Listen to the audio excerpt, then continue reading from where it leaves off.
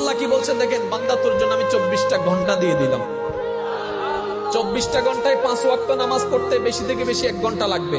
তুই 1 ঘন্টা আমারে দে, আর বাকি 23 ঘন্টা আমি তুলে দিলাম। কিন্তু দুনিয়াকে জিজ্ঞেস করেন, দুনিয়া বলবে যে 23 ঘন্টা আমারে দাও। 1 ঘন্টা গুঞ্জো, জোরে বলেন না।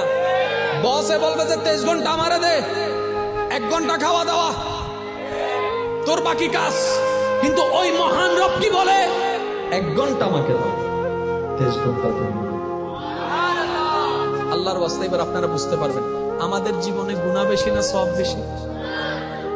আরেকটু জোরে। আমার জীবনে গুনাহ বেশি। আমার মতো পাপীরা একটু বলেন তো, আমাদের জীবনে কি গুনাহ বেশি না সওয়াব বেশি? আমার মা বোন শুনছে হয়তো, ওনারাও হয়তো আমাদের সাথে একমত যে আমাদের জীবনে সওয়াবের তুলনায় গুনাহটা একটু বেশি।